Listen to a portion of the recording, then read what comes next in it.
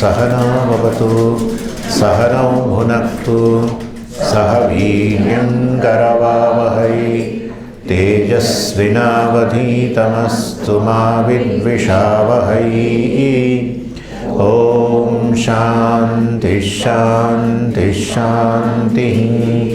सदाशिवसमारम्भां शङ्कराचार्यमध्यमाम् अस्मदाचार्यपर्यन्तां वन्दे गुरुपरम्पराम्। ॐ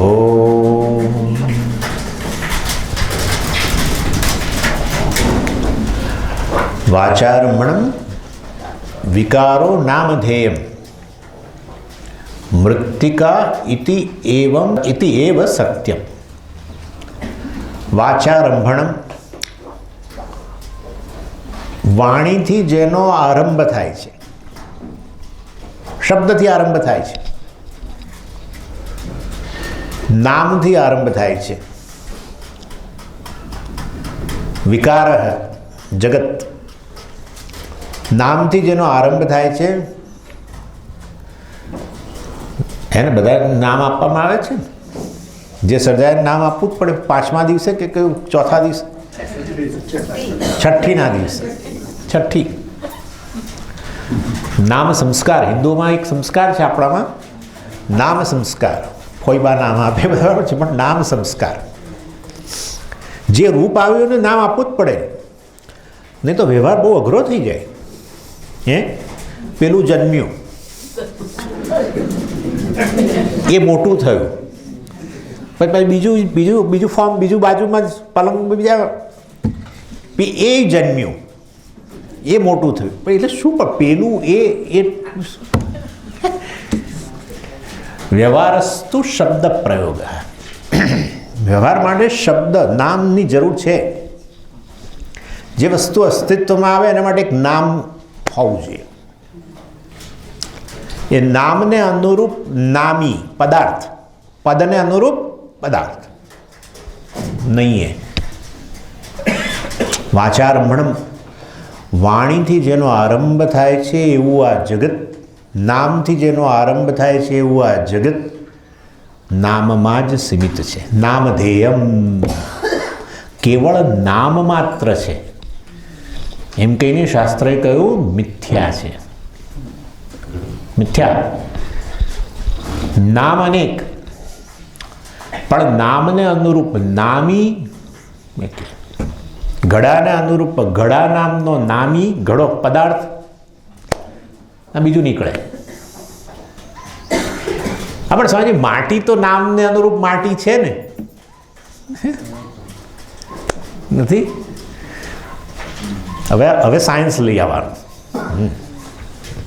માટી શબ્દને અનુરૂપ માટી નથી. જુઓ મેજિક, જુઓ આ ઈશ્વરનું મેજિક જોજો. ચાલો, આ શું છે? ફૂલ. બરાબર? ફૂલ શબ્દ એને અનુરૂપ ફૂલ નામનો પદાર્થ. સારું, ઉભા રહો.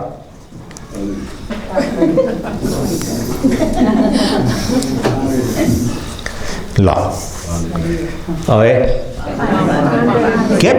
એ જ છે ને વસ્તુ. અરે તમે હમણાં કહ્યું ફૂલ, એને અનુરૂપ હતો પદાર્થ ફૂલ, બરાબર? હવે એ જ વસ્તુ છે આ. કેમ હવે તમે પાંખડી કેમ લઈ આવ્યા શબ્દ? ફૂલ જ છે ને. લો ફૂલ લો, એમ આપું કોઈકને આ ફૂલ લો. સામેજી ફૂલ નથી, આ તો પાંખડી છે. ફૂલને અનુરૂપ ફૂલ પદાર્થ ક્યાં છે? બતાવો. ઈશ્વરાજ મેજિક ખરેખર મહાજાદુગર છે. ફૂલને અનુરૂપ તમે મેં હમણાં બતાવ્યું હતું ને, હતો તમે કહો આ રહ્યું ફૂલ. સામેજી ફૂલ શબ્દ અને આ રહ્યો ફૂલ પદાર્થ. ઓકે, એ જ વસ્તુ છે ને. તો હવે ફૂલ કહો ના.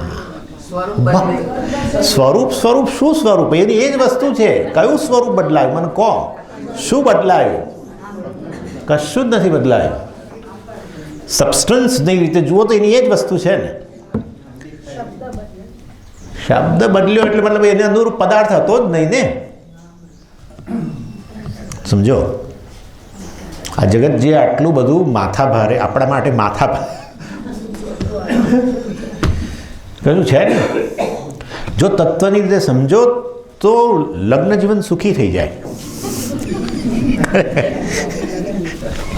બહુ માથાકૂટ હોય છે દરેકને. એવું હોય છે હું સાચી કે હું સાચો. પછી બંને જણા કે હું જ બંને જણા પોતાના મતને વળગેલા રહે તો પછી કે હવે છૂટા પડી જઈએ આપણે. ચાલો, લિટરલી મેજિક છે. કશું જ કર્યું નથી મેં, એની એ જ વસ્તુ તમને આપી. તો હવે તમે ફૂલ શબ્દ વાપરવા જ તૈયાર નથી.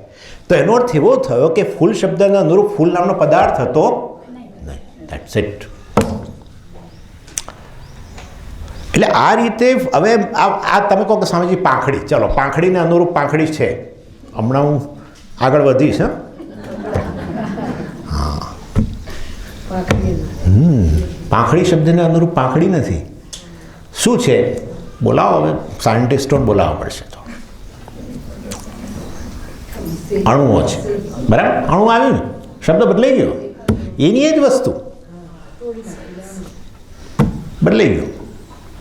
અણુ શબ્દને અનુરૂપ અણુ પદાર્થ નથી. અણુ પછી તમે કહો પરમાણુ, પરમાણુ શબ્દને અનુરૂપ પરમાણુ પદાર્થ નથી. આગળ વધો. એટલે એનો અર્થ એવો થયો કે જે શબ્દ વાપરો છે શબ્દને અનુરૂપ સાચો પદાર્થ છે નહીં. એ વસ્તુ કઈ છાંદોગ્યમાં વાચારંભણમ વિકારો નામધેયમ. નામધેયમ નામ માત્રમ, કેવળ નામ.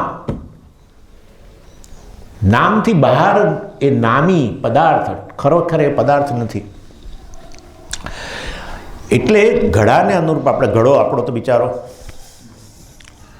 અમારા માટે સ્ટોક એક્ઝામ્પલ કહીએ અમે. એટલે અમારા ખિસ્સામાં રાખેલું હોય આ એક્ઝામ્પલ. કશું અમને સૂઝે નહીં દ્રષ્ટાંતમાં તે બહાર કાઢીએ, પણ એ ઘડામાં બધું આવી જાય, આખું જગત સમજાઈ જાય. એટલે ઘડા શબ્દને અનુરૂપ ઘડા નામનો પદાર્થ નથી. ભલે ઘડા માટી, ઘડો ઉત્પન્ન થયો પહેલાં માટી હતી. ઘડો છે અત્યારે એની સ્થિતિ છે ત્યારે વાસ્તવમાં માટી છે. ઘડાનો લય થાય માટી. સત સૃષ્ટિ તાંડવ રચયિતા. સત એટલે સ્થિતિ, સૃષ્ટિ, અને તાંડવ એટલે લય. સત સૃષ્ટિ તાંડવ એટલે પરમેશ્વરનો આ સત સૃષ્ટિ તાંડવ, સૃષ્ટિ સ્થિતિ લય. જન્માદ્યસ્ય યતઃ કહ્યું બ્રહ્મસૂત્રમાં. જન્મ અને સ્થિતિ અને ભંગ. એવી રીતે એટલે આ માટી જે છે, ઘડાની ઉત્પત્તિ પહેલાં માટી, ઘડોની સ્થિતિ એટલે અત્યારે ઘડો છે ત્યારે માટી, ઘડો લય પામ્યો ત્યારે માટી, ત્યારે માટી જ છે. એટલે ઘડો માટી છે પહેલા લેવલની સત્યતા. બીજા લેવલની સત્યતા માટી ઘડો નથી.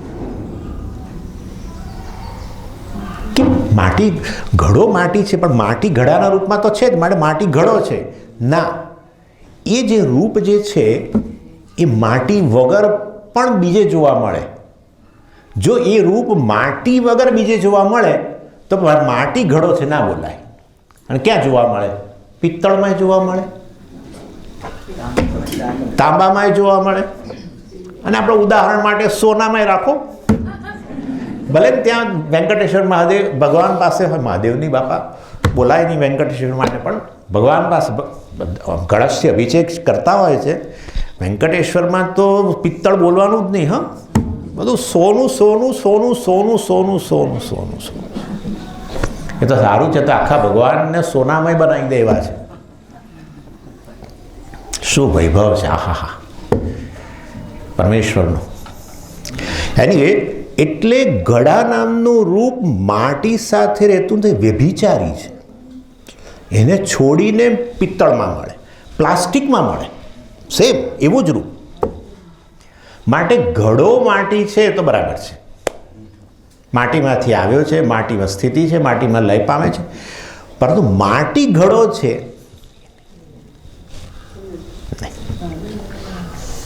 એટલે એ રીતે વાસ્તવની અંદર. અને માટે કહેવાનો આશય એ છે માટીનો ઘડો બોલવું નકામું છે. ખરેખર તો ઘડાના રૂપમાં રહેલી માટી છે. પોટી ક્લે, નહીં કે clay pot, potty clay. Swamiji આવું કોટી ના બોલાય, બહુ ગંદો શબ્દ છે, જવાબ જે બોલો છે ચાલુ રાખો, પણ તમારી સમજ બદલી નાખો. આપણે જે બોલીએ છીએ એ જ આપણી સમજ હોય છે. ઘડાને સત્ય માનીએ છીએ, માટીને તો જાણે વિશેષણ માનીએ છીએ. માટીનો ઘડો એટલે માટી વિશેષણ, હે ને? સોનાનો ઘડો, માટીનો ઘડો, તાંબાનો ઘડો, પ્લાસ્ટિકનો ઘડો, એટલે એ બધા જાણે વિશેષણ, અને ઘડો જાણે કે સત્ય વસ્તુ, ઠોસ વસ્તુ. ના, બોલો ભલે માટીનો ઘડો, પણ તમારી સમજની અંદર ઘડાના રૂપમાં રહેલી માટી, પ્લાસ્ટિકના રૂપમાં રહેલી, ઘડાના રૂપમાં રહેલું પ્લાસ્ટિક, એ તકલીફ હજુ છે. ઘડાના રૂપમાં રહેલું તાંબુ, ઘડાના રૂપમાં રહેલું પિત્તળ, આ વસ્તુ આપણે કહેવી જોઈએ. એનીવે, એટલે ખરેખર ઘડાનું અસ્તિત્વ ક્યાં છે? નથી. ઘડ માટે ઘડાનું અસ્તિત્વ જ નથી બિલકુલ. એ પાછું તકલીફ છે. ઘડો શૂન્ય હોય તો પછી વાસ્તવની અંદર પાણી ન ભરાય, માટીમાં જ પાણી ભરવું જોઈએ. પરંતુ ઘડાના રૂપ જોઈએ છે પાણી ભરવા માટે ડેફિનેટલી જે રૂપ છે એની ઉપયોગિતા છે. હમણાં બોલ્યું હતું ને, ઉપયોગિતા, રૂપની ઉપયોગિતા છે, માટીની ઉપયોગિતા નથી. માટીના એક વિશેષ રૂપ, મિથ્યા રૂપની ઉપયોગિતા છે. એ રૂપ માટે અપાયેલું એક નામ છે. માટે બૃહદારણ્યક ઉપનિષદની અંદર કહ્યું નામ રૂપ કર્મ, ત્યાં એક ઉમેરવામાં આવ્યું. કોઈ બીજી જગ્યાએ નથી દેખાતું, પણ એ ઉપનિષદમાં દેખાય છે. અસ્થિ ભાતિ પ્રિયમ ચૈવ, એ તો દૃગ્દર્શી વિવેકમાં કહ્યું. પરંતુ બૃહદારણ્યકની અંદર કહ્યું નામ રૂપ કર્મ. કર્મ એટલે પ્રયોજન, ઉપયોગિતા. રૂપની ઉપયોગિતા છે, પણ રૂપની ઉપયોગિતા છે માટે એ રૂપ, જે ઘડાનું રૂપ છે, ઘડો વાસ્તવમાં તોય સત્ય નથી, મિથ્યાની ઉપયોગિતા છે. ઘડાનું, માટીનું એક વિશેષ રૂપ, એની ઉપયોગિતા છે, જે વાસ્તવમાં આયારામ ગયારામ છે. માટીને ઘડા સાથે કોઈ સંબંધ નથી. માટી કહેશે કે હું તો કાલ સવારે કુંડું બની જઈશ, લો. માટી કહેશે હું તો પેલું ઢાંકણ બની જઈશ. માટી કહેશે હું ઘોડો બની જઈશ. બને છે ને, એના હાથીને બધું મળે છે, ઘોડા, હાથી વગેરે બધું.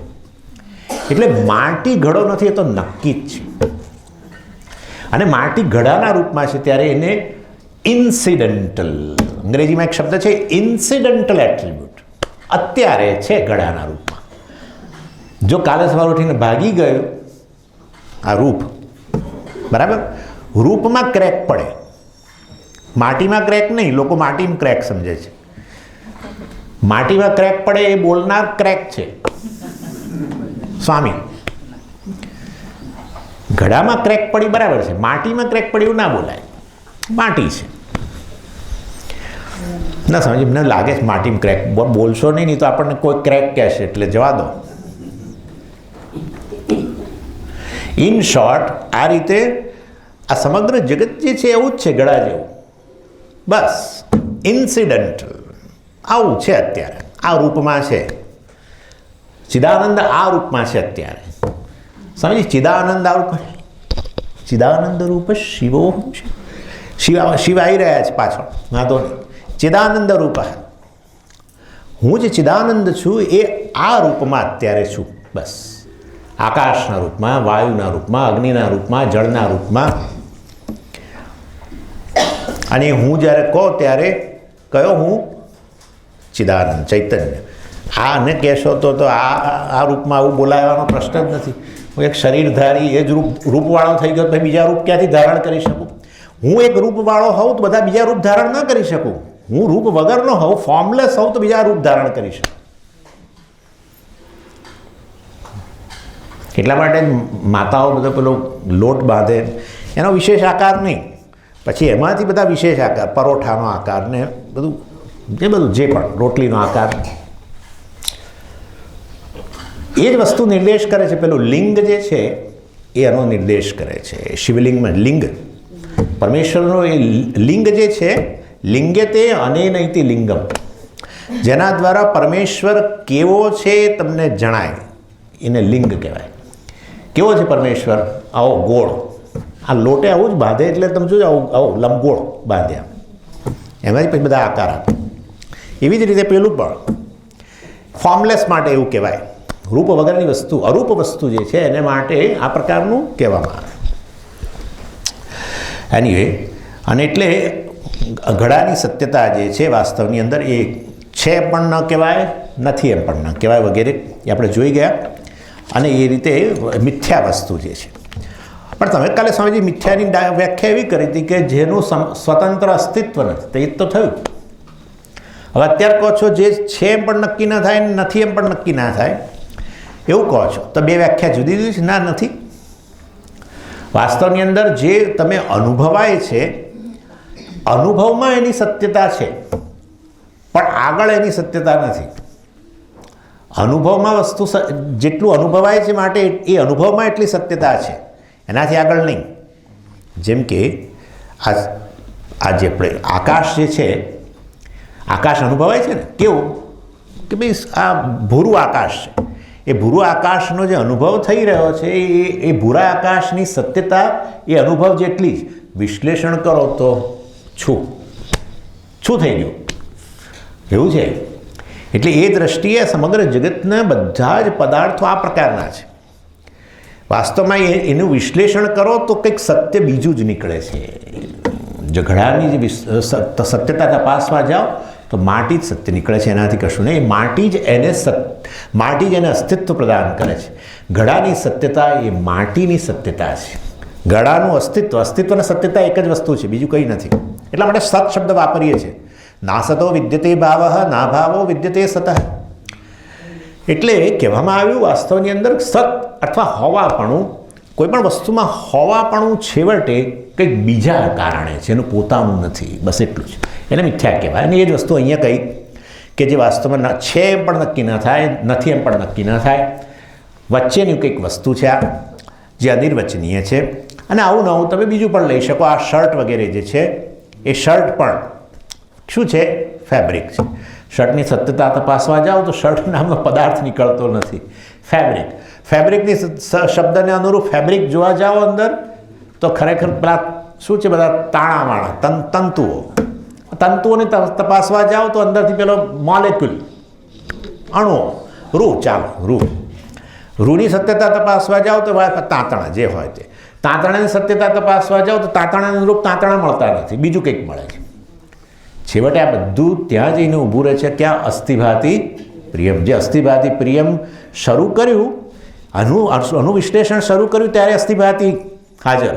અને આનું પછી વાસ્તવમાં એણે ખો આપી દીધી ફેબ્રિકને, ત્યારે અસ્થિભાતિ હાજર. ફેબ્રિકે ખો આપી દીધી તાંતણાને, એ તો જ અસ્થિભાતિ હાજર. એનો અર્થ એવો છે કે અસ્થિભાતિ જેનો નિષેધ થઈ શકતો નથી એ સત્ય છે. જેનો નિષેધ ના થાય, ત્રણેય કાળની અંદર એને સત્ય કહેવામાં આવે છે. આ સરળ વ્યાખ્યા છે. આ વ્યાખ્યાને કોઈ હલાવી શકતું નથી. પૂજ્ય સ્વામીજી ત્યાં અમેરિકાની અંદર કોઈ યુનિવર્સિટી, આઈ થિંક હાર્વર્ડની અંદર જ્યારે આ પ્રવચન કર્યું અને ત્યારે એમણે આ કહ્યું, સત્ય વસ્તુની વ્યાખ્યા કરી. વૈજ્ઞાનિકોને રસ પડે છે, એ લોકો સત્યના શોધકો છે. ત્યારે એમણે આ વ્યાખ્યા કરી સત્યની કે જેનો ત્રણેય કાળની અંદર નિષેધ ન થઈ શકે એને સત્ય કહેવાય. અને એક વૈજ્ઞાનિક વિચાર્યું કે આ મહારાજને હું હલાવી નાખું, એમને વ્યાખ્યાને હલાવી નાખું. અને બિચારા જાગ્યા છે આખી રાત, બીજા દિવસે આવીને કહ્યું કે સ્વામીજી હું ન હલાવી શકું આ વ્યાખ્યાન. વસ્તુ સાચી જ છે. ત્રિકાલેપી તિષ્ઠતી ઇતિ સત. આપણે ભણેલા છીએ આ બધું. ત્રિકાલેપી તિષ્ઠતી, ત્રણેય કાળની અંદર જેનો નિષેધ જ ન થઈ શકે એને સત કહેવાય છે. અને માટે એ દ્રષ્ટિએ ચૈતન્ય જ સત્ય છે.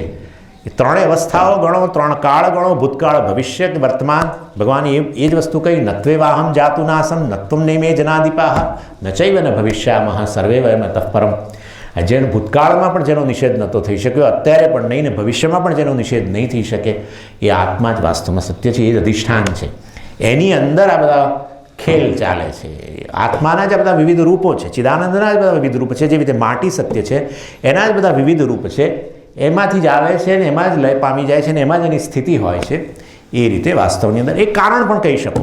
અને એ રીતે વાસ્તવની અંદર આત્મા જગતનું કારણ છે, ચિદાનંદ જગતનું કારણ છે. તમે જગતનું કારણ છો. તમે જ જગતને અસ્તિત્વ પ્રદાન, જે અસ્તિત્વ પ્રદાન કરે એ કારણ, જે અસ્તિત્વ ઉછીનું લે એ કાર્ય.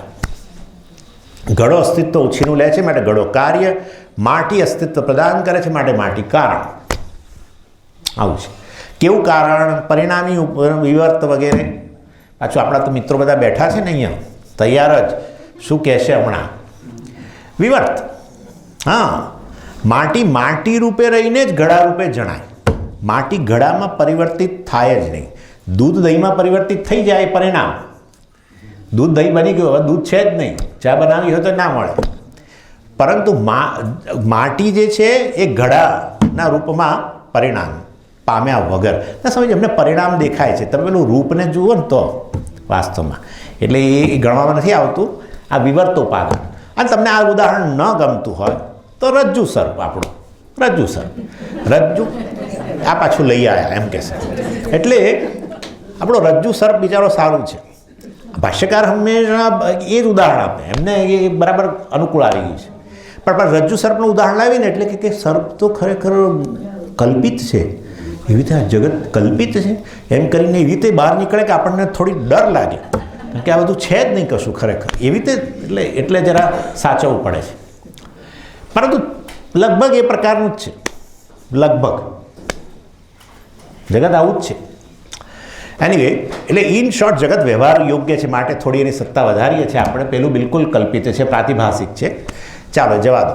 પણ ઇન શોર્ટ કહેવાનો આશય એવો છે કે આ રીતે આત્મા જગતનું વિવર્ત કારણ છે. આત્મા રૂપે જ ઉપલબ્ધ છે. તમે આત્મા છો, તત્વમસી, તું બ્રહ્મ છું, તું જગતનું કારણ છે. એટલે અત્યારે હું જગત રૂપે રહેલો હોવા છતાંય બ્રહ્મ રૂપે હાજર છું, માટે વિવર્ત ઉપાદાન કારણ.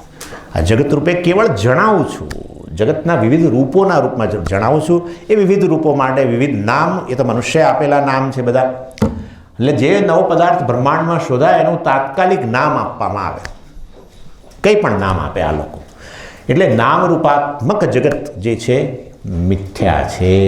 સમજી ગયા? હવે આ નામ રૂપાત્મક જગત મિથ્યા છે. એ મિથ્યા જ વસ્તુને સત્ય માની છે આપણે, એમાં તાદાત્મ્ય કર્યું છે, એને આત્મા માન્યો છે. એનો નિષેધ કરવા માટે પ્રત્યેક શ્લોકની પ્રથમ ત્રણ પંક્તિઓ રહેલી છે. કારણ કે કોઈકે મને હમણાં પૂછ્યું જતા કે સ્વામીજી એ મિથ્યા જો સત્ય જ હોય, તમે કહેતા હો કે મન હું જ છું, તો પછી નિષેધ કરવાની ક્યાં જરૂર છે? હે ને? મનોબુદ્ધિ અહંકાર ચિત્તાની નાહમ, એવું નાહમ કહેવાની જરૂર ક્યાં છે? મન હું છું જ પછી. હા, પણ તમે ઉલટું પણ જાણો છો ને, હું મન છું. હા, એ નિષેધ છે. નિષેધ કયો છે? હું મન છું. મન હું છું એ તો બરાબર છે. હું મન છું એમ કહીને હું તમારી જાતને તમે ઊણો માનો છો, એ ઊણા તમે નથી, તમે ચિદાનંદ છો વગેરે વગેરે. એ કહેવા માટે નિષેધ છે. એટલે આ રીતે વાસ્તવની અંદર પ્રત્યેક વસ્તુ, સબ્જેક્ટ અને ઓબ્જેક્ટ, જ્ઞાતા અને જ્ઞેય, અહમ અને ઇદમ, બધી જ વસ્તુ શું છે? ચિદાનંદ છે વાસ્તવમાં. એ અહીંયા કહેવામાં આવ્યું. અને એ દૃષ્ટિએ આકાશ જે કંઈ આ જણાય છે જ્ઞેય જગતની અંદર, આકાશ છે ચિદાનંદ છે, વાયુ ચિદાનંદ છે, જેનો અનુભવ કરી રહેલો એવો હું જ્ઞાતા પણ ચિદાનંદ છે. એ વસ્તુ અહીંયા બતાવે છે. અને આ વસ્તુ વાસ્તવની અંદર, વિજ્ઞાનની અંદર આ વસ્તુ ધીરે ધીરે સિદ્ધ થઈ રહી છે કે આ બંને વાસ્તવની અંદર, હવે તો બહુ મોટા મોટા વૈજ્ઞાનિકો અમેરિકાની અંદર કહેતા થાય છે કે આ જગત કોઈ જડ વસ્તુ લાગતી નથી. કહે છે હવે એ લોકો આ જગતે કોઈ ચેતન વસ્તુ લાગે છે. અને હમણાં જે નોબેલ પારિતોષિક અપાયું એની અંદર તો એવું કહેવામાં આવ્યું, બતાવ્યું, આ એક્સપેરિમેન્ટથી બતાવ્યું, જેને નોબેલ પારિતોષિક આપવામાં આવ્યું ફિઝિક્સની અંદર. એણે કહ્યું કે વાસ્તવમાં એ વસ્તુ જે છે એ જાણે કે હું એને બદલવા માટે જાણે કે હું નિર્ણય કરતો હોય એવું દેખાય છે. એટલે આ જે એક દાખલા તરીકે આ લોકો એક જ વાત છે, વિજ્ઞાનની, કારણ કે બે ચાર આપણા મિત્રો છે જેમના માટે ખાસ કહું છું કે તમને ખબર હશે કે આજે પ્રકાશ જે છે એ છેવટે પેલા ફોટોન પાર્ટિકલના રૂપમાં. અને એટલે જ્યારે આ વ્યક્તિ વૈજ્ઞાનિક જ્યારે નક્કી કરે કે આ એની મારે વેલોસિટી એટલે એનો વેગ શોધવો છે એ પાર્ટિકલનો, તો એ પાર્ટિકલ વેવના જેવું બની જાય તો આ વેલોસિટી શોધી શકો ને તમે. વેલોસિટી એટલે વેગ શોધવા માટે એ પાર્ટિકલને વેવના રૂપમાં જવું જોઈએ. તો એ પાર્ટિકલ વાસ્તવની અંદર એ વેવ બની જાય. અને એ પાર્ટિકલનું સ્થાન નક્કી કરવું હોય, એ આ નક્કી કરે છે પાર્ટિકલનું મારે સ્થાન નક્કી કરવું છે, તો એ પાર્ટિકલના રૂપમાં રહી જાય. વિચારો તમે. એટલે જાણે કે કહેવાનો આશય એવો છે કે આ સબ્જેક્ટ જાણે કે ઓબ્જેક્ટને નક્કી કરે છે. એટલે સબ્જેક્ટ અને ઓબ્જેક્ટ વાસ્તવમાં બંને એક આ ચૈતન્ય ચિદાનંદની જ અભિવ્યક્તિ છે. વસ્તુ આપણે આ રીતે કહી શકીએ છીએ. વિજ્ઞાન આ તરફ આગળ વધી રહ્યું છે. વિજ્ઞાન કહે કે ના કહે એની સાથે આપણે બહુ ચિંતા નથી. વિજ્ઞાનને આપણે બહુ સંબંધ આવી રીતતો નથી. આપણે વિજ્ઞાનની મદદ લેવી અત્યારે લઈએ, એ આપણી મદદ નહીં લે, આપણને ખાતરી છે એની ચિંતા નહીં. એનીવે, એટલે આ જ્ઞાતા પણ વાસ્તવની અંદર જે અહંકાર છે એ પણ વાસ્તવમાં ચિદાનંદ છે. અને આ જ્ઞેય વસ્તુ જે આપણે ચર્ચા કરતા હતા એ પણ વાસ્તવમાં ચિદાનંદ છે. અને હવે આ ચિદાનંદ હોય તો પછી આગળ શિવોહમ ક્યાંથી આવ્યું? હવે શિવ આવ્યા એટલે ઈશ્વર આવ્યો. ઈશ્વર ત્યારે જ લવાય જ્યારે જગત નામની વસ્તુ સ્વીકારીએ ત્યારે. હવે સ્વીકારીને આપણે જોઈએ. ઈશ્વર ત્યારે જ લવાય. અત્યાર સુધી ક્યાંય ઈશ્વર શબ્દ આવ્યો નથી, કારણ કે જગત એ ચિદાનંદ છે. જ્ઞાતા જ્ઞેય ચિદાનંદ છે અને જ્ઞાતા પણ ચિદાનંદ. પણ હવે આ જ્ઞાતા અને જ્ઞેય જે છે એમાં બધા નામરૂપ છે. એ નામરૂપ શું છે, જગત શું છે, એ વાત લાવો એટલે પછી ઈશ્વરને લઈ આવવો પડે. એટલે હવે શિવોહમની થોડી ચર્ચા કરી દઈએ. એટલે આ જે કંઈ નામરૂપ છે ને એની અંદર એક બહુ વિશેષતા છે. બધું હેફેસાડ નથી કશું. આ જગતની અંદર જે કંઈ છે એ પ્રત્યેક વસ્તુઓ બહુ વ્યવસ્થિત. હમણાં જોઈએ કે આ રૂપ જે છે પ્રત્યેક રૂપનું પ્રયોજન રહેલું છે. જો પ્રયોજન વાળી વસ્તુ હોય ને તો એ વસ્તુને યોગ્ય રીતે જોડવામાં આવી હોય તો જ પ્રયોજન સિદ્ધ કરે. દાખલા તરીકે આપણે કાર જે છે, બરાબર, કારના વિવિધ ભાગોને યોગ્ય રીતે જોડવામાં આવે છે કે જેથી કરીને એનું જે પ્રયોજન છે એ સિદ્ધ કરે. ટાયરને આવી રીતે નીચે મૂકવા વગેરે અમુક રીતે એને ફિટ કરવા, ટાયરને ઉપર મૂકી દે અને પેલું શરીર નીચે અને બોડી નીચે રાખે, આવું કોઈ દિવસ બને નહીં. કારણ કે પ્રયોજન સિદ્ધ કરવાનું છે. અને એ રીતે પ્રયોજન સિદ્ધ કરવાનું હોય ત્યારે વાસ્તવમાં વિવિધ અવયવો જે છે એ વિવિધ અવયવોને ઇન્ટેલિજન્ટલી જોડવા પડે. કેવી રીતે ઈશ્વર લઈ આવી છે જુઓ. વિવિધ અવયવોને જોડવા પડે. જોડવા માટે એ જોડનારો જોઈએ, કારણ કે બુદ્ધિપૂર્વક જોડે છે. બુદ્ધિપૂર્વક જોડે તો કોઈકની બુદ્ધિ રહેલી છે. કોની બુદ્ધિ રહેલી હોય? કોઈ ચેતન હોવો જોઈએ. ચેતન જે છે, જેની બુદ્ધિ, જેનું જ્ઞાન જે છે એ જ્ઞાનને આધારે વસ્તુને જોડે કે જેથી કરીને એ રૂપ જે છે એ એક વિશેષ પ્રયોજન સિદ્ધ કરે. બધી વસ્તુ એવી છે. એક વસ્તુ, આંખ જે છે વિવિધ અવયવો છે. વિવિધ અવયવોને બહુ જ બુદ્ધિપૂર્વક જોડવામાં આવ્યા છે જેથી કરીને એનું પ્રયોજન જોવાનું વગેરે જે છે એ સિદ્ધ કરી શકે. તો જોડનારો કોણ? એ હવે જોડનારો જે છે વિવિધ અવયવોને એનું જ્ઞાન. અને કેવું જ્ઞાન હશે કલ્પના કરો. ખાલી આંખ નહીં, કાન પણ. આહા, ક્યારે શરીરના અવયવ બધાને એવી રીતે જોડાયા છે કે બધા એકબીજાના પૂરક બને. લીવર જે કામ કરે, લીવર પોતાના માટે કામ ના કરે. લીવરનો પ્રત્યેક કોષ કામ કરી રહ્યો છે આખા શરીર માટે. ઇન્ટેસ્ટાઇન કામ કરી રહ્યો છે આખા શરીર માટે. હાર્ટ કામ કરી રહ્યું છે આખા શરીર માટે. બ્રેઇન કામ કરી રહ્યો છે આખા શરીર માટે. એ બધી વસ્તુ પાછી જોડાયેલી છે. પ્રત્યેક વસ્તુ જોડાયેલી છે. બ્રેઇન નામની વસ્તુ આમ ઉપરથી નીચે નાખવામાં નથી આવી. એમાં કોષો છે. એ કોષોને આ રીતે જોડવામાં આવે જેથી બ્રેઇન બને. એ કોષ પોતે પાછું એક બીજા અવયવોનો સમૂહ છે, એને જોડવામાં આવ્યા. એટલે એ બધા અવયવોને જોડીને કોષ, એ કોષને જોડીને આ બ્રેઇન, એ બ્રેઇન અને બીજા બધા અવયવોને જોડીને આ શરીર. એટલે પ્રત્યેક સ્તરે માત્ર જ્ઞાન રહેલું છે. સમજાય છે ને? જ્ઞાન વગર જોડી ન શકાય. જોડનારાને જ્ઞાન હોવું જોઈએ જોડવાનું. અને એટલું જ નહીં, એ જોડીને જે બનાવી છે એના દ્વારા શું પ્રયોજન સિદ્ધ કરવાનું છે એ પણ જ્ઞાન હોવું જોઈએ. એટલે વાસ્તવની અંદર આ જે છે અનેક અવયવોનો સમૂહ છે, બરાબર ને? કોઈકે જોડ્યું છે ને, અને જે જોડ્યું છે એને એનું જ્ઞાન હોવું જોઈએ આ બનાવવા માટેનું, કેવી રીતે જોડવા અવયવ, અને એવી રીતે જોડીને શું એ પ્રયોજન સિદ્ધ કરશે એ ખબર હોવી જોઈએ. અને એટલે કોઈકની બુદ્ધિથી આ બનેલું છે, કોઈકના જ્ઞાનથી આ બનેલું છે. અને કોણ હોય? ચેતન વ્યક્તિ હોય. હવે આ તો અની વાત છે મનુષ્યની, પણ આ તો બહુ મોટી વસ્તુ છે, બહુ મોટી વસ્તુ. એટલે પ્રત્યેક જગતની અંદર રહેલો પ્રત્યેક રૂપ એ ખરેખર આ રીતે ઈશ્વરના જ્ઞાનની, કોઈકના જ્ઞાનની, ઈશ્વર શબ્દ નથી લાવવો, કોઈકના જ્ઞાનની અભિવ્યક્તિ છે. હું તમને ઉદાહરણ આપીશ પછી. જ્ઞાનની અભિવ્યક્તિ નહીં સ્વામીજી, એનું જ્ઞાન પણ મટીરિયલ તો જુદું હોય ને સ્વામીજી.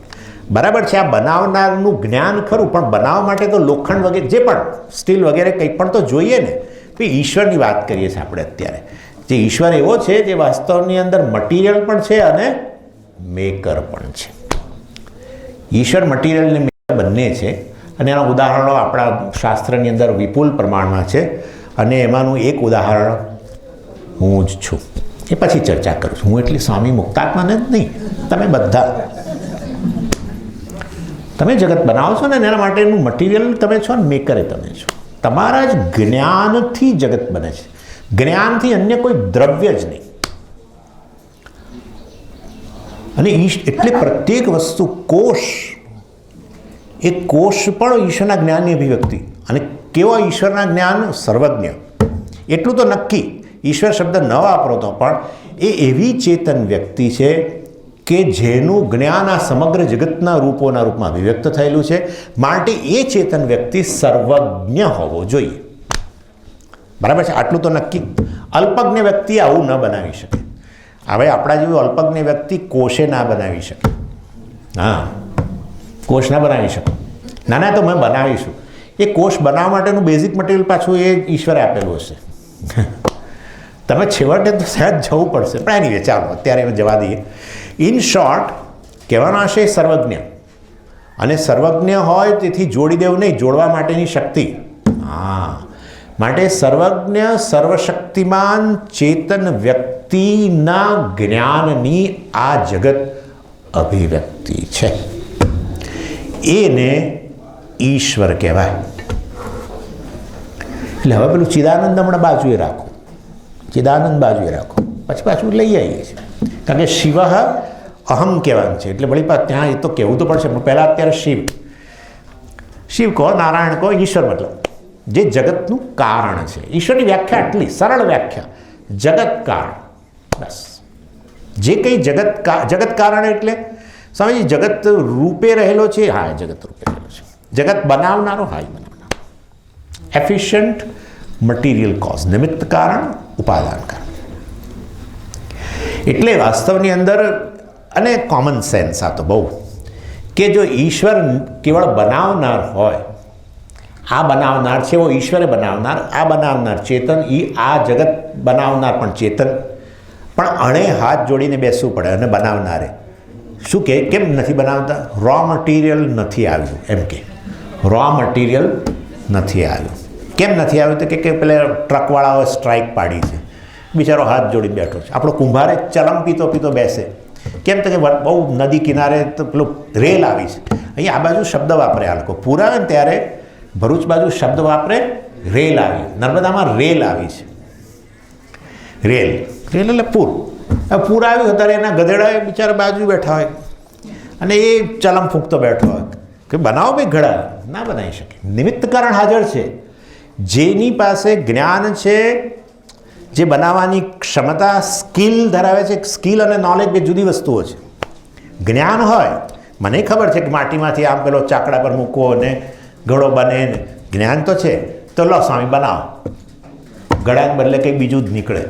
એટલે સ્કિલ જોઈએ. એટલે નિમિત્ત કારણ એટલે જેની પાસે એક ચેતન વ્યક્તિ, જેનામાં જ્ઞાન છે, સ્કિલ છે, ઈચ્છા છે અને એ વસ્તુનું પ્રયોજન શું છે એ પણ એને ખબર છે. એટલે જે ઈચ્છા શક્તિ, ક્રિયાશક્તિ અને જ્ઞાન ધરાવે છે એવો ચેતન નિમિત્ત કારણ કહેવાય. એ બરાબર છે, એ તો ખરું. પણ પેલો મટીરિયલ, ઉપાદાન કારણ જુદું. ઈશ્વરના કિસ્સામાં એવું ન હોય કે એણે હાથ જોડીને ચલમ પીતા પીતા બેસવું પડે.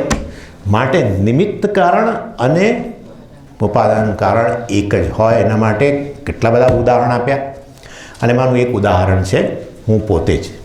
એ વાત પછી કરું છું.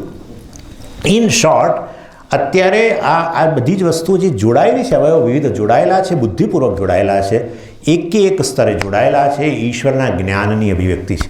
એટલે જે કંઈ વિદ્યાશાખાની અંદર યુનિવર્સિટીઓમાં જે કંઈ આપણે ભણીએ છીએ એ ઈશ્વરનો અભ્યાસ કરી રહ્યા છીએ. ફિઝિક્સની અંદર આપણે ઈશ્વરનો જ અભ્યાસ કરી રહ્યા છીએ. ફિઝિક્સની અંદર, કેમેસ્ટ્રીની અંદર, બાયોલોજીની અંદર જે પણ આપણે ભણી રહ્યા છીએ ઈશ્વરનો અભ્યાસ, ઈશ્વરના અંતઃકરણનો અભ્યાસ કરી રહ્યા છીએ. જાણી જોઈને હું કહું છું, પછી સમજાવું છું તમને. ઈશ્વરના અંતઃકરણનું જ વિશ્લેષણ કરીએ છીએ ફિઝિક્સમાં આપણે ભણીએ ત્યારે. અને એટલા માટે જ્યારે કોઈ વસ્તુ સ્પષ્ટ થાય છે ને જ્ઞાનમાં, ત્યારે આપણને એકદમ આનંદ આવે છે. કારણ કે મારી અને ઈશ્વર વચ્ચે હોટલાઇન સ્થપાઈ જાય છે. ખ્યાલ આવે તમને? મારી ને ઈશ્વર વચ્ચેનું જે આવરણ હતું અજ્ઞાનના રૂપમાં, એ ગયું. માટે કોઈ પણ વિદ્યાશાખાની અંદર જ્યારે તમે અભ્યાસ કરો ને વસ્તુ સમજાય ત્યારે કંઈ એમાં મેથીના ગોટા ખાધા નથી, પણ કેમ આનંદ આવે છે એ વિચાર ના આવે આપણને કે મેથીના ગોટા ખાઈએ તો આનંદ આવે છે, પણ આ ભણીએ ને કશું ક્લિયર થાય તો આનંદ કેમ આવે છે આપણને ખબર નથી. મારી ને ઈશ્વર વચ્ચેનું અંતર જતું રહ્યું, જે પેલું અજ્ઞાનના રૂપમાં હતું. જે તે વિષયનો અભ્યાસ કરતા એ વિષય વાસ્તવનું જે અજ્ઞાન હતું એ દૂર થતાં જ વાસ્તવની અંદર એ આપણને આનંદ આપે છે. કારણ કે એ ખરેખર વસ્તુ શું હતી? એ વસ્તુ શું છે? ઈશ્વર જ છે. એટલે જ્યારે જ્યારે ઈશ્વર અને તમારા વચ્ચે હોટલાઇન સ્થપાય ને, હાર્મની, સંવાદિતતા આવે ને, ત્યારે આનંદ જ હોય. એ ધર્મના રૂપમાં હોય કે આ રૂપમાં હોય, કોઈ પણ રૂપમાં હોય. અને છેવટે તો હું ઈશ્વર છું એ વસ્તુથી તો વાસ્તવમાં ચિદાનંદ જ છે. પરંતુ કહેવાનો આશય આવો છે. એટલે જ્યાં સુધી જીવપણું, અહંકાર સ્ટ્રોંગ હોય ત્યાં સુધી જીવનમાં મજા ના આવે. એટલે મેં આજે સવારે કહ્યું ને તમને કે અધ્યારોપમાંથી મુક્ત થાઓ, તમે જીવ સૃષ્ટિમાંથી મુક્ત થાઓ, પૂર્વગ્રહોમાંથી મુક્ત થાઓ. અને આ વિશે મને પૂર્વગ્રહ હોય કે આ તો એવો મને ડર ચડે છે ને, એમ કે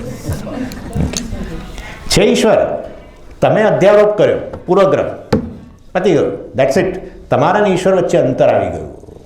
અને માટે જ્યારે એ અંતર તમે પૂર્વગ્રહમાંથી મુક્ત થાઓ, વસ્તુ આનંદ આપે છે. માટે આ આનંદ આપે છે. લોકો બધી પહેલાં આપણી બહાર પેલું જે હોય ને, પેલી બાલ્કનીમાં ઊભા રહીને આમ એવી રીતે આનંદ માણે છે. એ લોકોને ખ્યાલ નથી આવતો કે શેનો આનંદ માણી રહ્યા છે. કારણ કે જે વસ્તુ જેવી છે એવી જ જુઓ છો, કોઈ અધ્યારોપ નથી. જે ક્ષણે એવું થયું કે આ તો નર્મદા નદી પર બંધ બાંધીને આ લોકોએ બહુ ખરાબ કરી નાખ્યું. પહેલાં તો કેવી ભરેલી રહેતી હતી ને કેવું હતું, હવે તો પતી ગયું, આનંદ ગયો. એટલે લોકો કે સમજીએ અમે જ્યારે જ્યારે નેચર પાસે જઈએ છીએ, કુદરત પાસે જઈએ છીએ ત્યારે આનંદ આવે છે. પણ ત્યાં કારણ આટલું જ છે, પેલો પૂર્વગ્રહ નથી હોતો. જેવું છે એવું માણો છો. તો જે જેવું છે એ તો ઈશ્વર છે, એ તો આપણે કહીએ છીએ. અને માટે ઈશ્વર સાથેની તમારી એક સંવાદિતા સ્થપાય છે. અને માટે ત્યાં આનંદ આવે છે, નિરાંત અનુભવો છો, સમજો. અને એક પછી ઘરે આવીએ બદલાઈ જાય બધું. રે આ તો કજાણે આની સાથે ક્યાં પનારો પડ્યો એમ કે પાછા.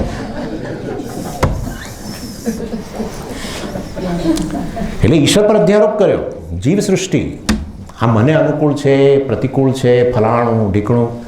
રાગદ્વેષ, એટલા માટે રાગદ્વેષની નિવૃત્તિની વાત આવે છે. રાગદ્વેષ નિવૃત્ત ન થાય તો આ જ્ઞાન થવાની સંભાવના ભૂલી જવા.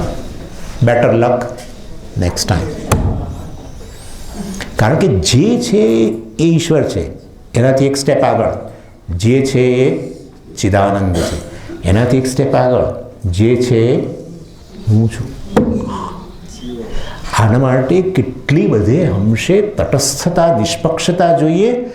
સર્વ બધા પૂર્વગ્રહોમાંથી મુક્તિ જોઈએ.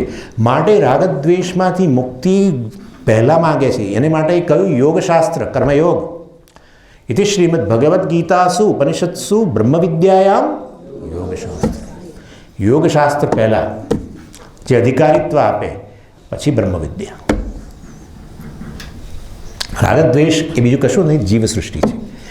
આપણે કરેલા અધ્યારોપ, આ સારું ખરાબ ફલાણું ઢીકણું, એક જ ઈશ્વર પર બધો અધ્યારોપ. અને એ વસ્તુ મેં તમને કહ્યું પ્રમાણે આ રીતે આ જગતની અંદર અમુક ભાગમાં જાઓ તો તમને આનંદ આવે છે, એ જ જગતમાં બીજા ભાગમાં જાઓ તમને આનંદ નથી આવતો. એનું કારણ એવું છે, એક જ જગત છે, એ જ ઈશ્વર છે, પરંતુ આપણા જ અધ્યારોપ, આપણા જ પૂર્વગ્રહો, આપણા જ રાગદ્વેષ વગેરેને કારણે આપણે આ બધું. અને જ્યારે રાગદ્વેષ હોય ત્યારે વાસ્તવની અંદર મારા પ્રત્યેની કેવી દૃષ્ટિ હોય? હું જીવ છું, અહંકાર છું, ઊણો છું. એમાંથી જ પછી જન્મે ઉણપને દૂર કરવાની ઈચ્છા. ઉણપને દૂર કરવાની ઈચ્છામાંથી જન્મે કર્મ. કર્મ શેના માટે કરીએ? ઈચ્છિત કર્મફળ મળે, અને એ ઈચ્છિત કર્મફળ દ્વારા રાગદ્વેષની પૂર્તિ. બસ હા, જીવ પણ. એટલે આ ચક્કરની અંદર વાસ્તવમાં આ વસ્તુ દ્રઢ થતી જાય, હું જીવ છું, ઉણો છું, એ સત્ય વસ્તુ છે, હું અહંકાર છું વગેરે મર્યાદિત છું, એ વસ્તુ દ્રઢ થતી જાય. એવા સંજોગોમાં હું બ્રહ્મ છું એ તો જોજનો દૂર છે, જોજનો દૂર. રાગદ્વેષ નિવૃત્ત ન થાય તો મોક્ષ પ્રાપ્તિની ઈચ્છા ભૂલી જવાની. તો સ્વામીજી રાગદ્વેષ નિવૃત્ત એટલે રાગદ્વેષ નિર્મૂળ કદી નહીં. રાગદ્વેષ રહેવા જોઈએ? હા, રહેવા જોઈએ. તમે શું બોલો છો? અભી બોલા અભી ફોક. હા, તો આ સ્વામી તો ખરો છે નહીં, એ તરત રાગદ્વેષની તમારા પર પકડ છૂટી જાય, બસ આટલું. રાગદ્વેષની પકડ તમારા પર છૂટી જાય, રાગદ્વેષ તમારી પકડમાં રહે, એટલું જ. That's it. માટે રાગદ્વેષ કંઈ ખોટી વસ્તુ નથી. ભગવાનને છે ને, બધા ભગવાનોને છે. પેલા વાળી મોર પીછે જ રાખીને ફરે છે એક, અને પીળું પિતાંબર, અરે ભાઈ નારંગી રંગનું પિતાંબર પહેરો અમારા જેવું કંઈક, ના, ભૂલમાય નહીં. અને બિલ્વ તો ભૂલમાય નહીં ત્યાં જવાનું. તુલસી પેલા બીજ ક્યાંક મને તો રાખ ધરાવો ભસ્મ, અને બિલ્વ ધરાવો, તુલસી ના ભૂલે ચૂકે નહીં લાવવાની. વાહનો મેં પછી પસંદગી, બોલો, કારની પસંદગી કરેલી છે. એકને ઉંદર ગમે ને એકને પેલું ગમે. રાગદ્વેષ ખોટી વસ્તુ નથી, પણ રાગદ્વેષની પૂર્તિ માટે મને ફરજ પાડે, આ સવારે મેં કહ્યું પરતંત્રતા, એ ખોટી વસ્તુ છે. એટલે કંઈક જીવનની અંદર આપણે ઇન્સાઇટ આવી હોય આ વેદાંતની અંદર કે ખરેખર ક્યાંય સુખ શોધવાની જરૂર નથી. એ વસ્તુ ખરેખર સુખને શોધવું એ અજ્ઞાન છે, ખરેખર હું જ આનંદ સ્વરૂપ છું વગેરે. એક થોડીક ઇન્સાઇટ આવી હોય તો આ બધા રાગદ્વેષ જે વાસ્તવમાં સુખની પૂર્તિ માટે છે, આનંદની પ્રાપ્તિ માટે છે, એની પકડ થોડી ઓછી થઈ જાય, બસ. એને અમારા સ્વામીજી નોન બાઇન્ડિંગ ડિઝાયર કહે છે. ડિઝાયર એટલે ઈચ્છાઓ, ઈચ્છાઓ એટલે રાગદ્વેષ. ઈચ્છાઓને જ રાગદ્વેષ કહેવાય. રાગ એટલે અમુક વસ્તુ બનવી જોઈએ એવી ઈચ્છા, અમુક વસ્તુ પ્રાપ્ત થવી જોઈએ એની ઈચ્છા, અમુક વસ્તુ ન રહેવી, અમુક વસ્તુ પ્રાપ્ત થયેલી વસ્તુ રહેવી જોઈએ મારી પાસે એવી ઈચ્છા. અને દ્વેષ એટલે અમુક વસ્તુ દૂર થવી જોઈએ એવી ઈચ્છા, અથવા અમુક વસ્તુઓ દૂર રહે, હા આપણે એવો પ્રયત્ન કરીએ કે દૂર જ રહે, નજીક ના આવે એવી ઈચ્છા. એટલે રાગદ્વેષ ઈચ્છા જ છે, અને એ દ્વારા આપણે એમ માનીએ છીએ કે હું વધારે સુખી થઈશ વગેરે આ બધું. ચાલો એનીવે, એટલે એ આવવાનું છે. નમે દ્વેષ રાગવ, નમે લોભ મોહવ, એ વખતે વધારે વાત કરીશ તમને. પરંતુ ઇન શોર્ટ કહેવાનો આશય છે, સબ્જેક્ટ જ્ઞાતા પણ ચિદાનંદ છે, જ્ઞેય પણ ચિદાનંદ છે. પરંતુ હવે આ જ્ઞાતા જે છે, જ્ઞાતા એટલે અહંકાર, અહંકાર એટલે અંતઃકરણ, અંતઃકરણને બીજું બધું આવી ગયું. એટલે આ શું છે? તો પછી આ શું છે? રૂપની વાત કરો છો તો એ રૂપની વાત કરો એટલે કે જગતની વાત કરો, નામરૂપની વાત કરો તો પછી હવે ઈશ્વરને લાવવો પડે કે આ ઈશ્વરનું જ્ઞાનની જ અભિવ્યક્તિ છે. અને માટે પ્રત્યેક વસ્તુ જે લોકો શોધખોળ એની કરી રહ્યા છે કે એનું સત્ય શું છે, કોષની શોધ કરનારાઓ હજુ તાગ પામ્યા નથી, પરંતુ જ્ઞાનના અને પીએચડીના ઢગલે ઢગલા થતા જાય છે. કોષ વિશેનું સંશોધન કરો, એની અંદર દુનિયાભરના લોકો લાગેલા છે. એમાં ડીએનએ ફલાણું બધું બહુ છે, બધું કેટલું છે, ઓહો. અને એમાંય પાછું સેલ બાયોલોજી ને બધું કેટલું છે એ મેડમ, સેલ બાયોલોજી ને આ ને તે ને. અને એક એરિયાની અંદર છેવટનો જો જવાબ આવ્યો નથી. વધુ ને વધુ જેટલું આ લોકો અંદર ઉતરે છે એટલું વધુ ને વધુ જ્ઞાનના સીમાડાઓ વિસ્તરતા જાય છે. એ બતાવે છે કે એ જેની અભિવ્યક્તિ છે એવો પરમેશ્વર સર્વજ્ઞ છે. એ પરમેશ્વરના જ્ઞાનની અભિવ્યક્તિ છે સમગ્ર જગત. અને એ પરમેશ્વર જે સર્વજ્ઞ છે, સર્વશક્તિ જે છે, એ આ જગતના રૂપમાં અભિવ્યક્ત થયો છે. એ જ એનું મટીરિયલ છે, એ જ એનો મેકર, એ જ બનાવનાર છે, એ જ બનનાર છે. એટલે પ્રત્યેક એને કહેવાય શિવ. હવે આગળ એ શિવ પણ વાસ્તવની અંદર ચિદાનંદ છે. અને એ શિવ જ્યારે તમે એમ કહો કે એ સર્વ કાંઈ બનેલો છે તો એમાં પછી આ શરીરે આવી જ ગયું ને. એટલે આ વર્લ્ડ શબ્દ ખોટો છે, જગત શબ્દ બહુ સરસ છે. જગત એટલે વાસ્તવની અંદર જેનો જન્મ થયો છે અને જે જઈ રહ્યું છે.